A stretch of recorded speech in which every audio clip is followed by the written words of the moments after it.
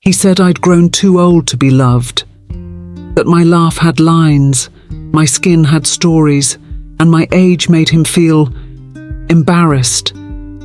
He left me for someone half my age, but when she left him, I didn't gloat. I just walked past him with grace. Because sometimes revenge doesn't come with fire, it comes with peace and a mirror.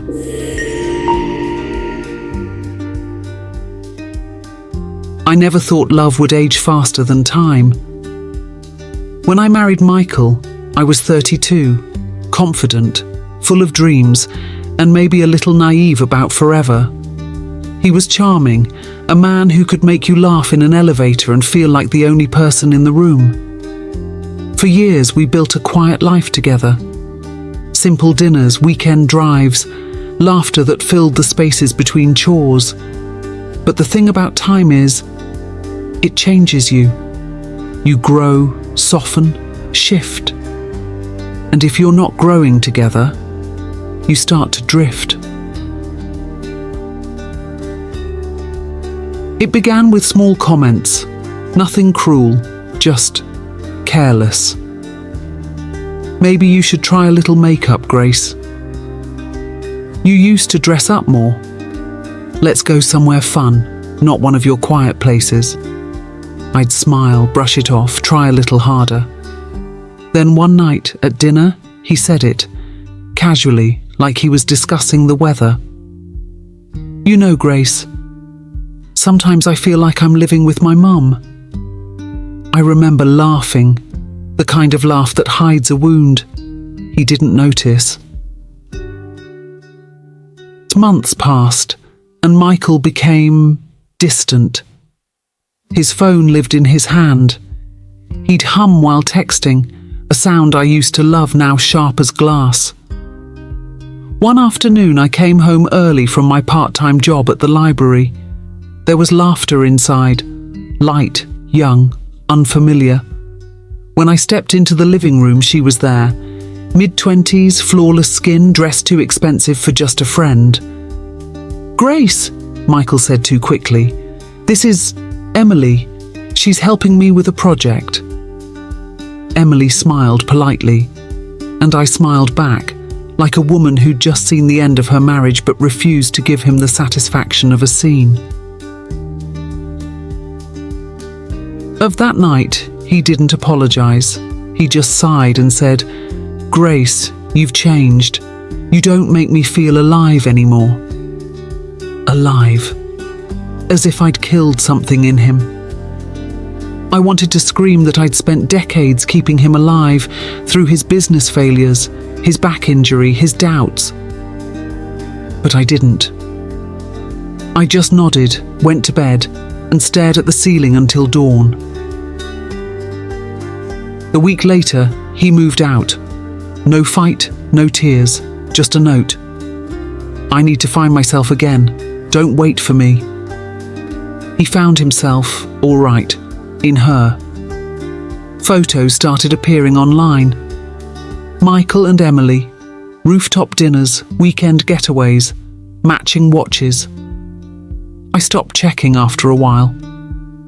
But once in a while, curiosity would drag me back to his perfect feed, and I'd feel that familiar ache. The first few months were the hardest. The house felt too quiet. I started rearranging furniture, repainting walls, anything to erase the shadows of us. One morning, while cleaning, I found an old envelope tucked in a drawer. It was a letter I'd written to him years ago, on our 10th anniversary. If love ever fades, I wrote, promise me we'll remember what made it real. I sat on the floor and cried, not because I missed him, but because I'd forgotten that version of me, the one who believed in love without fear. Slowly, something shifted. I started walking every morning, reading again, taking art classes at the community centre. I met people, not romantic ones, just kind souls who didn't know me as Michael's wife. They knew me as Grace. One day, a man in my art class, gentle eyes, kind smile, said, "You have a peaceful energy." It startled me, because for years, I'd only been told what I lacked. That was the moment I decided I wouldn't rebuild my life around pain. I'd build it around peace.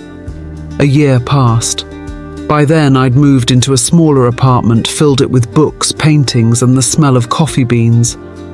I'd stopped checking Michael's life, until one afternoon I ran into him. It was at a grocery store. He looked older, somehow smaller, the kind of man who'd run out of people to impress. "Grace," he said softly. I turned, smiled, politely. "Michael." He hesitated, like he didn't know what to say. Then he blurted out, "You look amazing." I just laughed. "I look the same as I always did. You're just seeing clearly for once." He chuckled awkwardly. "Emily left me." I said nothing. He continued, "Took a lot of money too. I guess I had it coming." I tilted my head.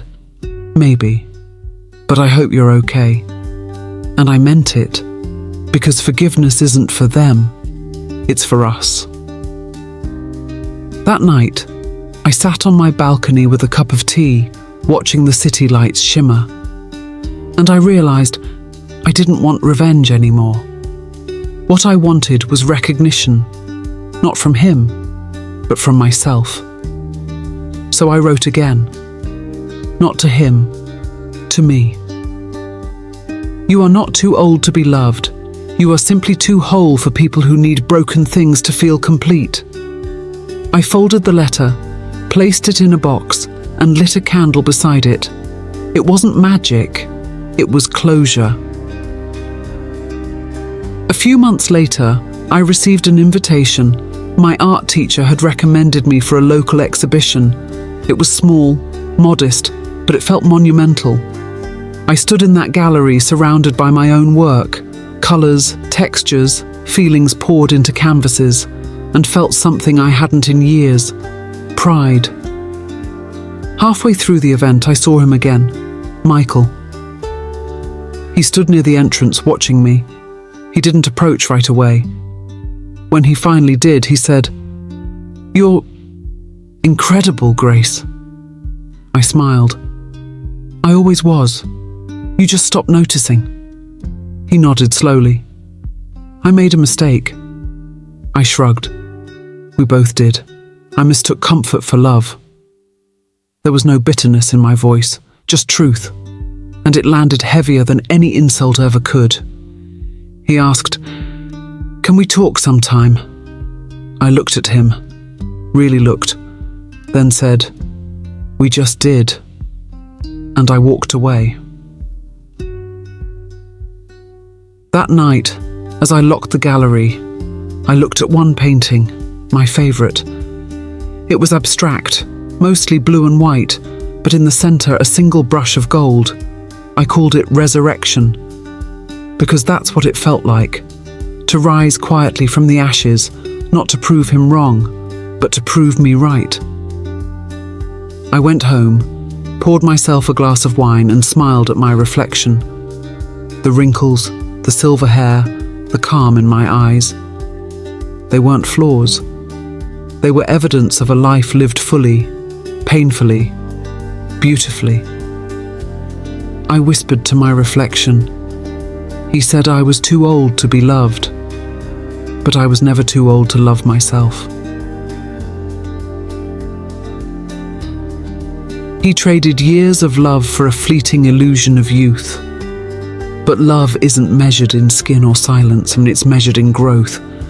I didn't need to break him to win. I just needed to heal, because sometimes the best revenge is peace.